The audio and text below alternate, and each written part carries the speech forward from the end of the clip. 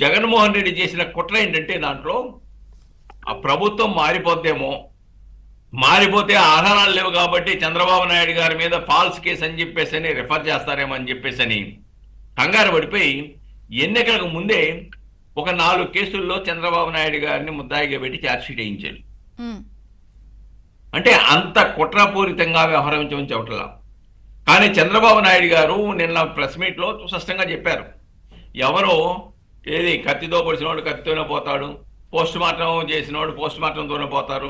అంటే నేను అనేది అలా అనుకుని చెప్తున్న అంశాలు మరి అమలు అవ్వాలి అంటే కూడా కింద అంతా కరెక్ట్గా ఉండాలి కదా.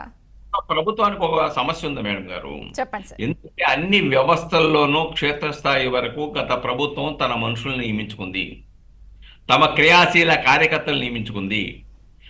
వాళ్ళు ఎవరు అని చెప్పేసి నిర్ధారించి వాళ్ళలో గనక మార్పు తీసుకురాకపోతే, కన్స్ట్రక్టివ్గా పనిచేసే అధికారులను కనుక నియమించకపోతే, అన్ని జగన్మోహన్ రెడ్డి చెప్పు చేతల్లో ఉన్న వ్యవస్థలన్నీ అదే విధంగా కొనసాగితే ఈ సమస్యలన్నీ పరిష్కరించడం అనేది సాధ్యం కాదు.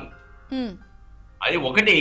ఇక్కడ చంద్రబాబు నాయుడు గారి విజన్ ప్రజలు ఆశించింది కూడా అదే. ఉమ్, జగన్మోహన్ రెడ్డి అప్పుల ఆంధ్రప్రదేశ్ చేశారు. తలసరి ఆదాయాన్ని గురించి ఆ ప్రభుత్వ హయాంలో చర్చ జరగలేదు. తలసరి అప్పులు ఎంత పెరుగుతున్నాయని ఆలోచించారే తప్ప తలసరి ఆదాయం ఎంత పెరుగుతుందని ఆలోచించలేదు. అప్పులు చేసి సంక్షేమ పథకాలు ఇస్తే అప్పుల ఆంధ్రప్రదేశ్ చేశారు, అప్పులే పెరిగిపోతాయి, చివరికి బ్యాంకులు కూడా లోన్ ఇవ్వడం నుండి దౌర్భాగ్య పరిస్థితి రాష్ట్రానికి ఉత్పన్నం అవుతుందని చెప్పారు. యా, ఈ రోజున జనాభా ఈ రాష్ట్రానికి ఆస్తి అని చెప్పారు.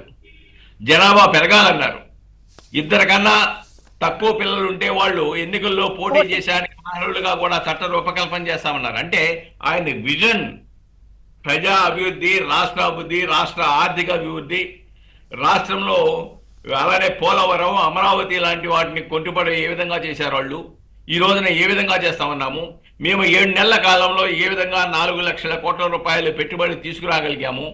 రాష్ట్రంలో గతంలో మేము ఆ ఉమ్మడి రాష్ట్రంలో ఉండగా ఏ విధంగా ఐటీ సెక్షన్ని అభివృద్ధి చేశాము, వాళ్ళు ఏ విధంగా అభివృద్ధి చెందారు, ఏ విధంగా ఉద్యోగాలు సంపాదించారు, అదే పరిస్థితి ఆంధ్రప్రదేశ్లో కూడా తీసుకురావడానికి నేను ప్రయత్నం చేస్తున్నా అని చెప్పారు. Okay sir. ఆయన విజన్ వల్లే ఆంధ్రప్రదేశ్ బాగుపడుతుందని ప్రజలు భావించారు. ఆయన్ని అత్యధిక మెజారిటీతో గెలిపించారు. ఆ లక్ష్యాన్ని సాధన దిశలో నేను పయనిస్తున్నానని చెప్పేసి ప్రజలకు చెప్పిన విషయం హర్షణీయం మేడం గారు. Right sir, right. టీడీపీ నుంచి కంచెల విజయభాస్కర్ గారు ఉన్నారు. నమస్తే, బ్రేక్ఫాస్ట్ న్యూస్కి స్వాగతం. సార్, గతం జగన్ గారు ఏం చేశారు ఈ వదిలేద్దాం కాసేపు. నిన్న ముఖ్యమంత్రి గారు మాట్లాడిన అంశాల్లో స్ట్రైట్ మాట్లాడదాం. తలసరి ఆదాయం పెంచాలి, జిఎస్డిపి పెంచాలి, అభివృద్ధి, లేదా భవిష్యత్తులో అప్పులు చేసుకుంటూ పోతే కుదరదు, అప్పు పుట్టే మార్గాలను ఏర్పరచాలి, అభివృద్ధి లేదా